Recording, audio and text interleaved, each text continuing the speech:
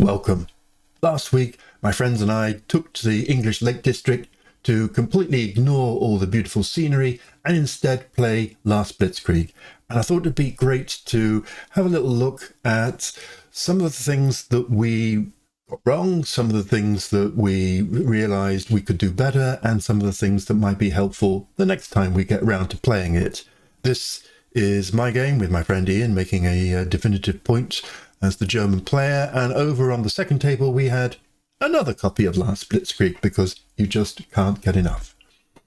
I'm going to talk about mud because that's such an important factor in the first week of the game, and about unit traffic, which is an optional that we play that's a lot easier to play with than you might think and adds a real sense of discipline to the game. I'm going to just go back over the mental model around command and supply lines because we had to get that right in our mind again.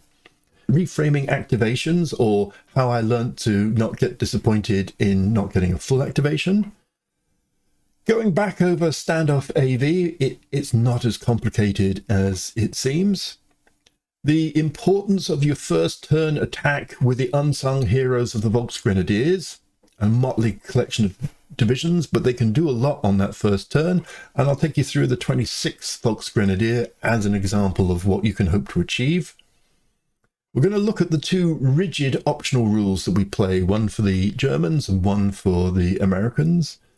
Discuss the US 4th Infantry Division, which is right down on the southern end of the flank, and whether it should retreat or not. Then the good old questions around fatigue. Is it too random? Should you play planned fatigue? What's that trying to fix and what problems does it create? And then some final reflections. Mud. So you've got a pretty high chance of mud after the first turn, which is mandatory normal, is going to come up for a lot of the first week. And it only does one thing, which is it halves truck movement. And just for reference, because we have to look it up again, movement is only halved once, so it's not halved for mud and then halved again for partial, for example. Because mud halves your trucks, it halves your ability of your HQ and therefore your formations to advance, and of course it halves your truck-borne infantry in the armoured divisions. In practice, it means you have to keep to the roads and you have to be disciplined about the roads. And if you've got a fast division trying to get past a slow division, well, they have to get off the road. The movement is 24 if you are on a primary road, because movement on a primary road is a quarter. It's 12 on a secondary because it's halved. It's 6, which most truck is 12 movement, half to 6 is the kind of baseline on a track. Only 3 on open and railroad, and if you try anything fancy, you'll just get the 1. So having this in mind actually helps a lot to think, well, how far and fast can my armoured formations move? Unit traffic is a rule that creates traffic if you come across a unit in your own formation that is in move mode. If it's in deployed mode and is on a road, you can pass through it in move mode. However, any other unit from any other formation will block you. And the result is that you'll stop. In Last Blitzkrieg and Panzer's Last Stand, of course, the terrain is very dense and you need space to move.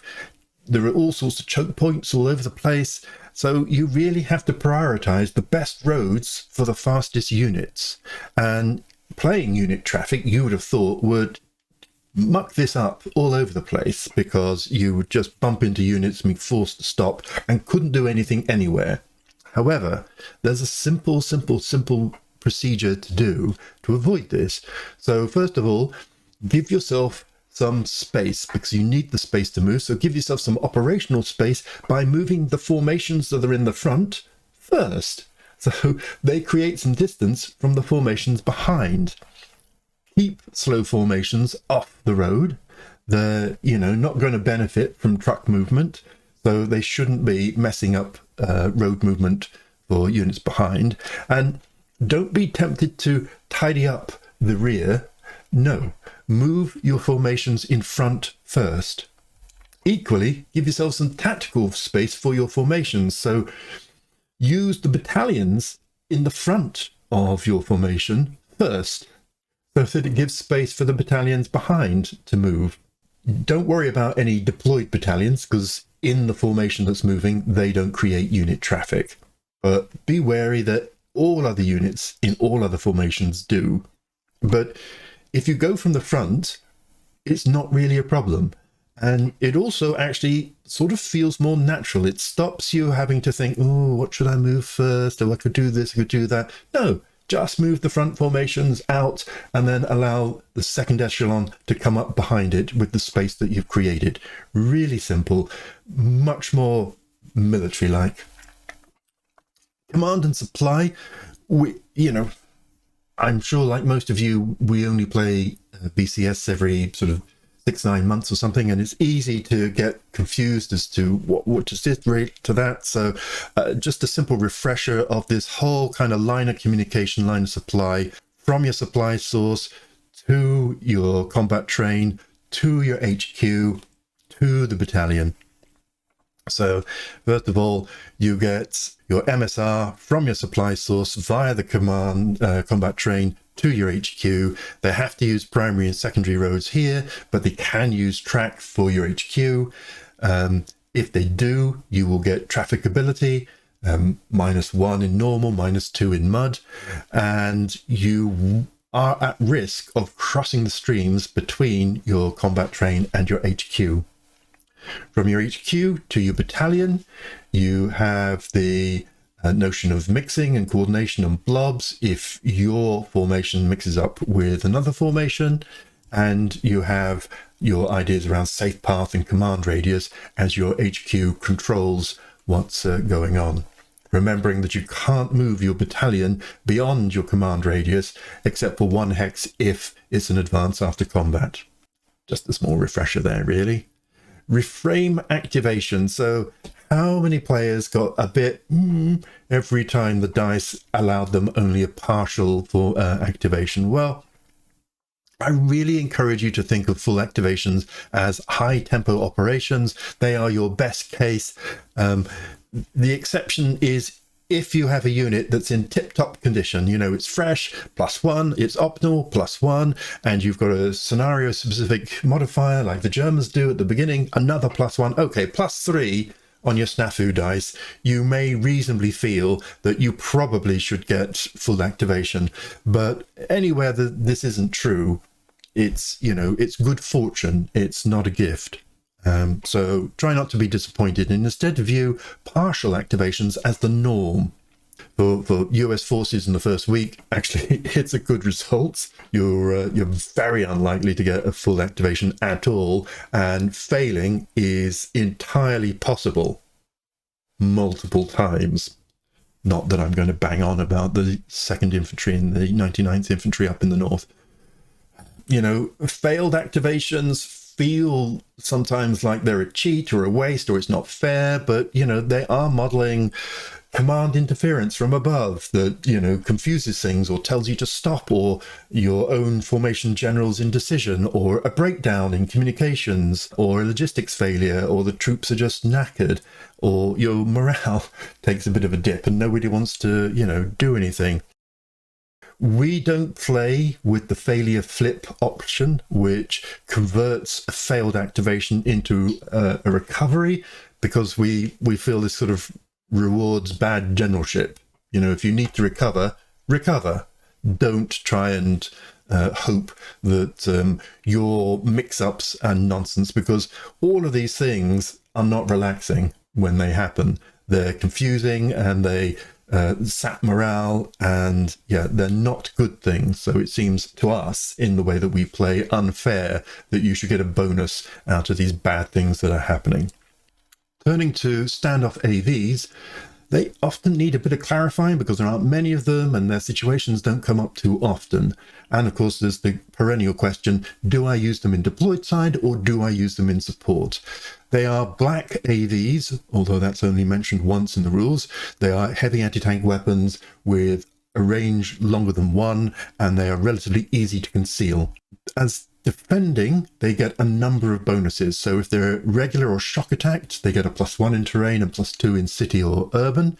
If they are barraged or attacked by fire, they are only hit on a 6. And if they are engaged, they get a +1 to their defense. So fairly useful defensive mods there.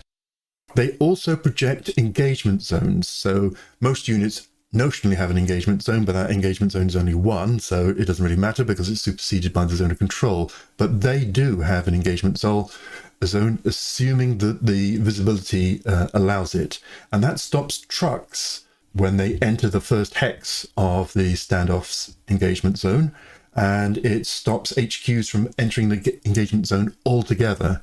This can give the standoff AVs a bit of immunity from truck-borne infantry trying to do a shock attack or indeed wheeled armoured cars. In attack, it's mainly their range that gives them the benefit. So they can engage out to their full range, and if they do attack at a range more than 1 against an AV, which only has a range of 1, then they don't take any loss, which is pretty useful. And they can also attack by fire at a distance as well, meaning they don't have to enter into a zone of control. This is true only if the visibility allows, so not often in Last Blitzkrieg. If the defender is not in terrain, because in terrain you have to be next to them, and if they're not in prepared defense, likewise they have to be next to them. So some useful characteristics if you have them on the deployed side. If you have them in support, then the only benefit is that an enemy AV unit coming next to the host's zone of control must do a stopping engagement. Usually that's optional. However, usually every AV I've known pretty much always wants to attack and drop the support for the host's unit so that the host can be attacked in regular combat without the support bonus. There is the optional 6.5 rule, which is about when standoff AV is supporting a unit and it is attacked by a unit that has red support.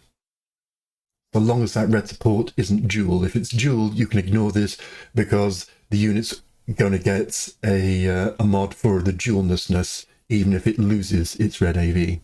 However, if it's just a pure red AV, then what happens is before the attack, the standoff engages the red AV support in a targeted support attack. You roll on target is support. If you go to target drop, then the red support goes and the regular attack or shock attack occurs without red support. And if there's a loss, well, on either side, that loss is imposed as normal. It's quite unusual for this to happen, but, you know, for aficionados or possibly out in the desert, this is a reasonable optional rule to run. As to whether you should drive your standoff AV, your black AV, in support or in a real unit, usually people push them into support because the mobility of the standoffs are very poor in deployed side, and they have no combat factors in move mode. If you're in a defensive position where you're not expecting to move, then having them in deployed side can make sense. You certainly get a bit more defensive bonus than just this single one. Your first turn with Volk's Grenadiers. Because the bridges are closed, you can't move your panzers very far, and indeed several of them have had their first activations, so it's down to the infantry to slug it out and go as fast as you can. So I strongly encourage you to actually prepare before the game, look at the map, you know, fire it up on Vassal or something, or get it out on your table, and set some objectives for each of your divisions so that you not just make it up on the spur of the moment, because this is quite an important move. If you do this well, if you get some good luck, you can potentially open up a few sectors. I've done a list here. I've done it quite quickly, actually, just as a guide. So you may want some divisions to specifically take certain objectives, or you may want them to engage certain units just to fix them. You may want to take some places and eradicate some of these companies of the 28th Infantry Division, which only have 2 steps. If you can eradicate some of these, then you really do blow a hole in the 28th Infantry's line. You may want to simply advance them and get them off the road so that your fast units behind can go motoring through without getting all tangled up with the Volksgrenadiers. And down at the bottom, you may just want to screen because it's a pretty rubbish formation and it's not going to do very much. Take this list under advisement, work it out yourself, but don't waste the opportunity of that first activation attack. Here, for example, is the 26th Volksgrenadiers, one of your 2 best Volksgrenadier divisions with the action ratings of 4. They occupy this little spot in the line. If you can get them, well, you can get them to cross over and attack the little company that was here, then you create this nice hole that in your second activation it allows you to advance a lot. Now, this does require things to go well. So the ground conditions are normal, which is great, and you've got the rubber boats that just completely negate the river as if it's not there, which is lovely. 2 activations are needed. You've got about a 50% chance. The 26 Volksgrenadiers gets the second activation on a 4, 5 or 6. For dealing with these little companies with the 2 steps, strongly advise using a 3 destruction barrage. If you're lucky, you will just kill it outright, and if you're average, you'll get rid of one of the steps, and then a regular combat should hopefully get rid of the second step and allow you to pile through. Not all units are created equally, so over here is the 5th Fallschirmjägers, which have action ratings of 2, so be realistic. Over here is the 2nd Panzer Division, which I also include in this list because they are in the front line, and they've got plenty of infantry that they can move up and do a similar thing. So it's not much you can do in Panzer's Last Stand, or indeed most BCS games, to actually perfectly plan things. But this first turn, first activation, second activation, if you're lucky to get it, thing is something that you should hold strongly in mind. The rigid options, so there are in the optional rules, the salt and pepper rules as they're called, there are 2 to restrict things. So there's a rigid US 5th Corps, which means that the 1st, 2nd, 9th, 30th and 99th Infantry Divisions must be in prepared defense as soon as possible, which means for the 2nd, 9th and 30th that they can rush on and then go into prepared defense. This is lifted on the 25th, which is, a full 10 days of having this US northern flank pretty static. It does limit their counterattack options. That doesn't matter too much in the first week when they've got negative modifiers on the snafu roll and the weather tends to be mud and so on. But in the second week, that is a bit of a limiter. For the Germans, the SS divisions in the north can't move south of Rollbahn E, and in the south, the Panzer divisions can't move north of Rollbahn 58th Corps. And this is lifted on the 20th, so they have 5 days of limitations. In our game, our German player struggled mightily with the limitations on the SS. It canaled them into a very limited area of advance, and combined with unit traffic meant they had to pay a lot of attention of sequencing the advance of the Panzer divisions very carefully, even with the benefit of Piper and the 1st SS being buddies. In the south, it didn't really impact so much, because in the south you wouldn't really normally go north of Rollbahn of the 58th Corps anyhow.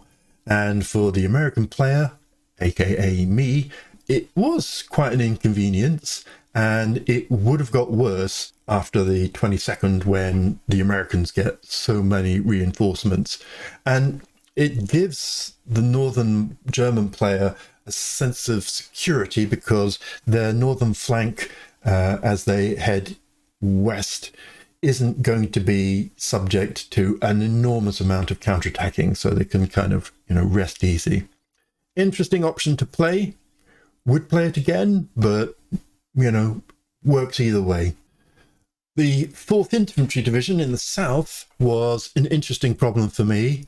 In previous games, I've not retreated it, and it's tended to get strung out quite a lot. I had a little think about what my options here. So number 1 is just to stay put, and you have to cover the whole front line. Number 2 is just to retreat back to Echternach and hold this hill line and see how that goes. Number 3 is to pull that back even further to this second hill line because Echternach might not really be very holdable. And then the 4th, which is what I really did, is withdraw back to this Euse Noire river line here, which seems a much more defendable area.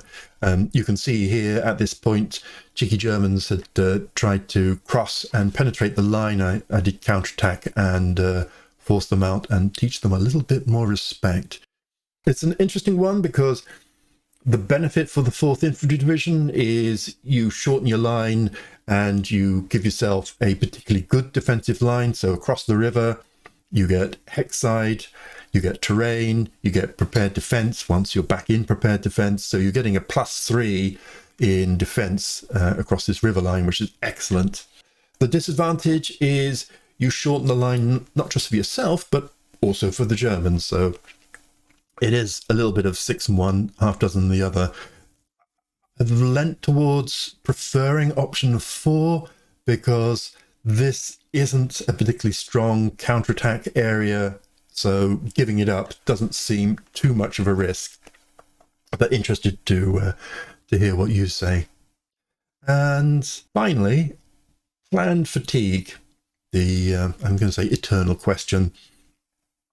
The trouble with unplanned fatigue, normal fatigue, is that it can be a bit random. You can find yourself going into fatigue 4 in just 5 activations, or you could stay fresh forever. Now, I've discussed this in earlier videos, and it does average out across all of your formations in the game. The trouble is, not all formations are equal and not all dice rolls are equal. And if your prime divisions suffer fatigue early and deeply, it's going to, really limit your offensive operations. And it doesn't really matter that some of your weak infantry divisions are sitting there fresh and perfectly wonderful. Thank you very much. So the temptation is to go for planned fatigue, which is a really interesting and innovative optional rule. It makes you pay for fatigue when you want to do things. So when you want to place a non-reconnaissance objective marker, you have to pay get a fatigue level. You do get 1 for free if you get a full activation, but if you want a second in a full activation, you have to pay. And if you want to do anything in a partial activation, again, you have to pay. And if you want to set an objective marker more than 15 hexes from your HQ, likewise, you have to take a fatigue. If you want to remove a traffic marker from a crucial line of advance so you can carry on, you have to pay a fatigue. If you want to do a forced march, which triples your movement, you pay 2 fatigue. And if you want to really want that second activation and give yourself a +2 dice roll modifier, then again, that would cost you a fatigue level. I think this is great. I like the idea, but the difficulty is if you have a fresh unit, you're never going to do these things, probably. I mean, unless it's absolutely critical, because fresh is so powerful. It gives you that +1 on your first snafu, it gives you that +1 on your second activation, and it gives you that +1 on your second snafu. And those are probably the 3 most important dice rolls for any formation. And of course, once you lose fresh, you can never get it back. So that was it. My final reflection is, what a great game. I've used all the F words because, inevitably when gaming a few F words do turn up. But, fun, fascinating, frustrating, absolutely. The ability to deep dive into the intricacies of trying to optimize an attack in a particular hex and then come back out and take the meta view and look at how the entire offensive is going, to be engaged in the cut and thrust throughout as you spend time with friends and have a really great time. So thank you, Dean, and everyone else involved in this most brilliant of game systems. Thanks for listening. Stay safe.